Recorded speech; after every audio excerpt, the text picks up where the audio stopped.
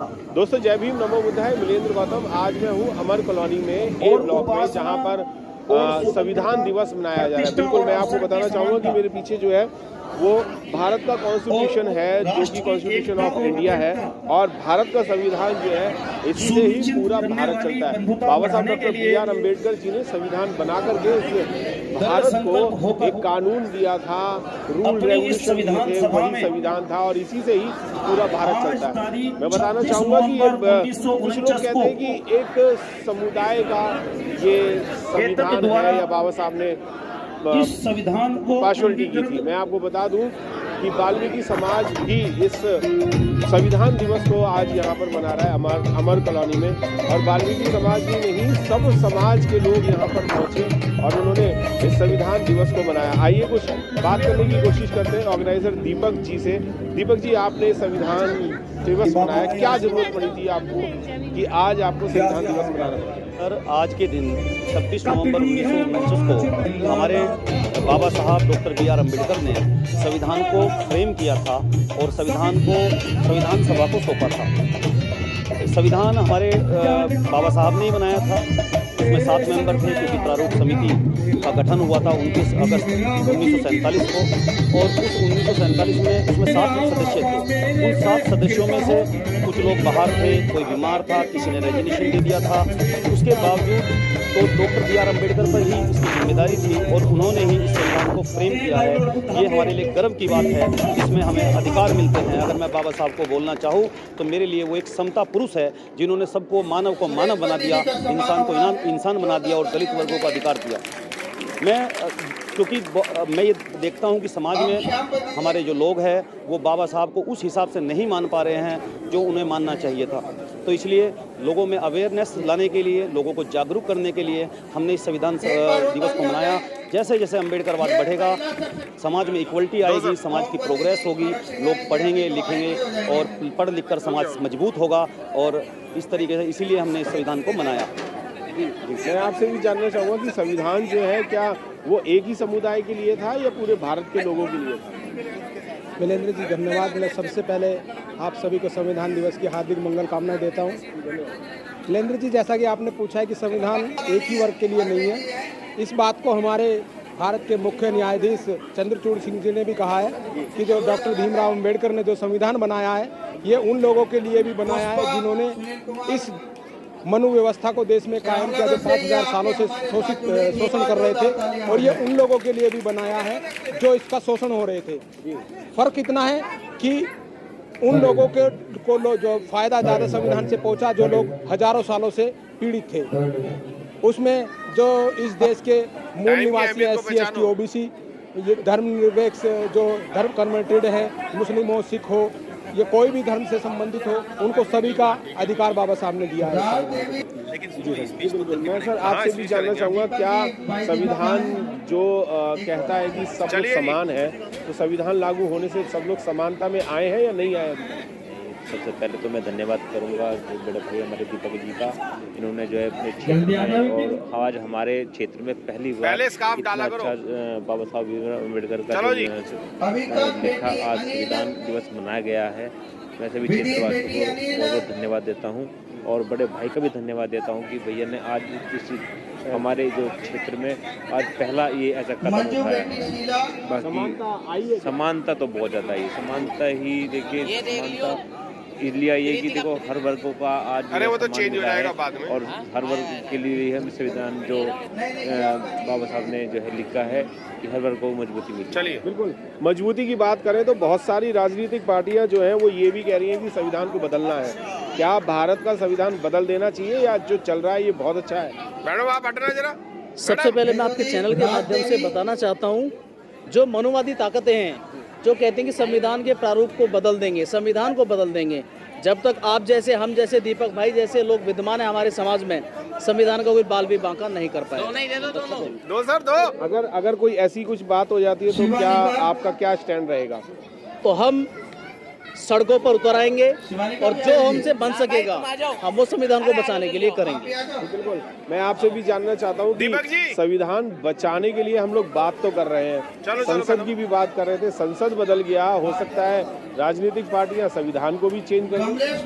ऐसा ये टोटली जो मिथ है, क्योंकि सबसे पहले जो हमारे संविधान की जो प्रेम्बल ऑफ इंडियन कॉन्स्टिट्यूशन है वो हमको कहती है कि the people of India having solemnly to resolve to constitute India into socially socialist democratic and republic at secure to all its citizen. जब संविधान की प्रेम्बल में ऐसी कोई बात ही नहीं है कि जिससे दूसरे समाज को भी परेशानी पहुंचे, तो ऐसे संविधान को बदलने की बात जो पूर्ण टोटली मिथ है। लेकिन अगर ऐसी मनोवादी व्यवस्था ऐसा काम करने की सोच रही है तो उनकी भूल है, क्योंकि उन्हें समाज की ताकत का नहीं पता कि जब आपने 1989 एट्रोसिटी एक्ट छोटा सा सुधार उसमें तो आपने थोड़ा फेरबदल किया था, उसके देखते हुए रोड पे कितनी जनसंख्या में लोग थे अगर 2 अप्रैल को।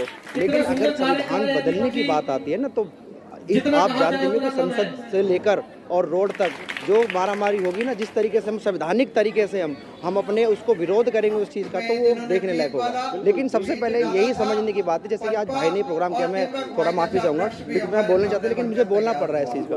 आज ये इस सेक्टर में पहली बार ऐसा संविधान दिवस मनाया गया। क्यों मनाया गया? क्योंकि भाई अगर बात के प्रति ऐसा अवेयरनेस हो रही है, लेकिन यहाँ पे इस लोगों को, हमारे बच्चों को जो कैच कर रखा है वो किन संगठन ने कर रखा है?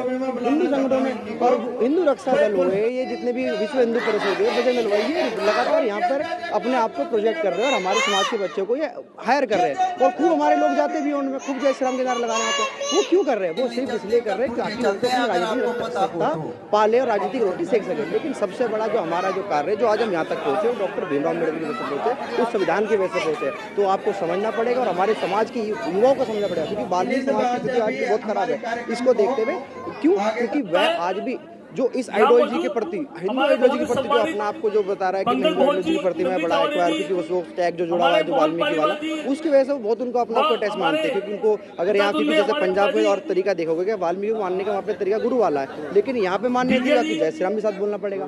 ये जो तरीका है बहुत ही गलत है, क्योंकि वहाँ पे जिस दिन हम दिवाली मना रहे थे तो पंजाब के जो वाल्मीकि लोग थे वो संभवत शहीद दिवस मना रहे थे। तो ये भी फर्क है, क्योंकि वाल्मीकि रामायण उन्होंने पढ़ी नहीं है।